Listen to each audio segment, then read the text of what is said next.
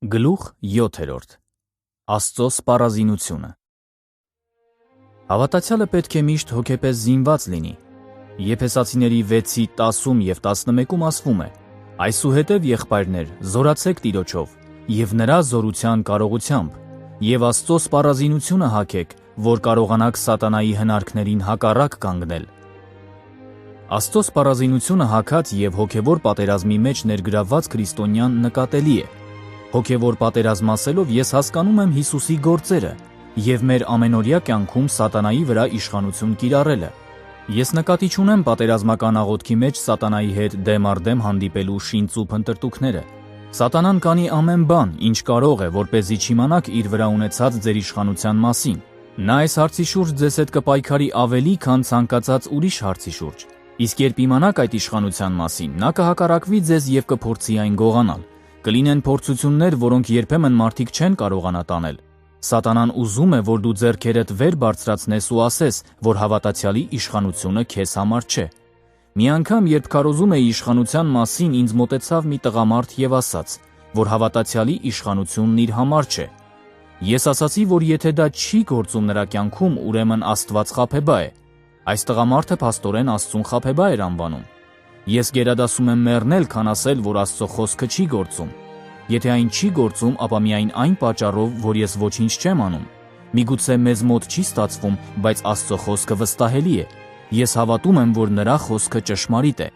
Թշնամին կփորձի չթողնել ձեզ մտնել իր տարածքը, որովհետև նա ունի իշխանություն օդի ուժերի վրա և չի ուզում հրաժարվել նրանից։ Երբ դուք օգտագործեք ձեր իշխանությունը սատանայի թագավորության մեջ, նա կգրոհի ձեզ վրա, որ դուք այն չօգտագործեք։ Երբ դուք հաջողությամբ ետ մղեք սատանայի հարձակումները մի բնագավառում, նա կսկսի ընդդիմանալ ձեզ մեկ այլ բնագավառում։ Ավելի լավ է դուք պատրաստ լինեք այդ հարձակումներին, որովհետև դրանք անխուսափելի են։ Այլ խոսքով, ձեր արտոնյալ հոգևոր դիրքը ձեզ թշնամացնում է սատանայի հետ։ Տեսնում եք, սատանան հասկանում է, որ չի կարող կապանքների մեջ պահել այն հավատացյալին, որը գիտի Հիսուս Քրիստոսում իր իշխանության մասին։ Այդպիսի հավատացյալը գիտակցում է, որ ինքը Հիսուս Քրիստոսի հետ նստած է երկնքում, և որ սատանան, իր թշնամին, պարտված ախոյան է իր ոտքերի տակ։ Այս մասին կարող ես կարդալ Եփեսացիների 1:15-ից մինչև 2:6-ը։ Ավելին, այդպիսի հավատացյալը համոզված է, որ թշնամու ոչ մի հնարք չի կարող կանգնեցնել իրեն իրականացնելու Աստծո կամքը երկրի վրա։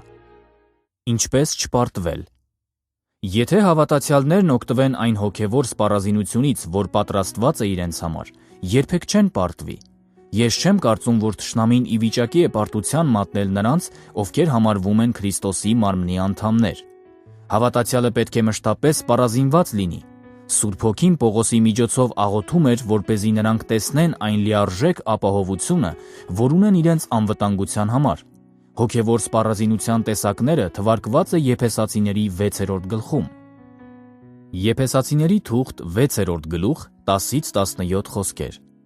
Այսուհետև, եղբայրներ, զորացեք Տիրոջով և նրա զորության կարողությունով, և Աստծո սպառազինությունը հագեք, որ կարողանաք սատանայի հնարքներին հակառակ կանգնել, որովհետև մեր պատերազմը արյան և մարմնի դեմ չէ, այլ իշխանությունների և պետությունների դեմ, այս աշխարհի խավարի աշխարհակալների դեմ, այն չար ոգիների դեմ, որ երկնավորների մեջ են։ Սրա համար Աստծո սպառազինությունն առեք, որ կարողանաք հակառակ կանգնել չարության օրը և ամենը կատարելով հաստատ կանգնել։ Արդհաստատ կանգնեք, ձեր մեջքերը ճշմարտությամբ գոտևորված և արդարության զրահը հագած, և ձեր ոտքերը կոշիկ հագած խաղաղության ավետարանի պատրաստությունով, և ամենի վրա հավատքի վահանը առեք, որով կկարողանաք չարի բոլոր կրակոտ նետերը հանգցնել, և փրկության սաղավարտն առեք և հոգու սուրը, որ Աստծո խոսքն է։ Այս սպառազինության տարբեր մասերը խորհրդանշում են այն հոգևոր ճշմարտությունները, որոնք պատկանում են հավատացյալին։ Կրելով այս զենքերը, հավատացյալը պաշտպանված է և կարող է անարգել քայլել իշխանության ծառայության մեջ։ Նրանից միայն պահանջվում է լավ պահել և ուշադիր լինել դրանց հանդեպ։ Եկեք մանրամասնորեն ուսումնասիրենք այդ զենքերը։ Առաջին հերթին, ինչպես ուսուցանում է Ջոն Մաքմիլանը, կա ճշմարտության գոտի, որն Աստծո խոսքի պարզ ընկալումն է, ինչպես զինվորի գոտին այն բոլոր զենքերը պահում է իրենց տեղում։ Երկրորդը արդարության զրահն է։ Այն ունի երկակի կիրառություն։ Հիսուսը մեր արդարությունն է, եւ մենք առաջին հերթին դա ենք հագնում։ Այն նաև ցույց է տալիս մեր հնազանդությունը Աստծո խոսքին։ Երրորդ, մեր ոտքերը պատրաստ են խաղաղության ավետարանը քարոզելու համար։ Սա հավատարիմ ծառայություն է, որը հռչակում է Աստծո խոսքը։ Չորրորդը հավատքի վահանն է։ Վահանը պաշտպանում է ամբողջ մարմինը։ Այն ապահովում է մեր լիակատար անվտանգությունը Քրիստոսի արյան տակ, որտեղ թշնամու զորությունը չի կարող ներթափանցել։ Հինգերորդը փրկության սաղավարտն է, որը Թեսաղոնիկեցիների առաջին թղթի 5:8-ում հիշատակվում է որպես փրկության հույս։ Փրկության հույսը միակ սաղավարտն է, որն այս օրերին կարող է պաշտպանել մեր գլուխը ճշմարտությունից շեղվելուց։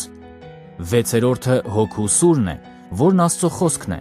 Սա ցույց է տալիս, որ Աստծո խոսքը պետք է օգտագործվի հարձակման համար։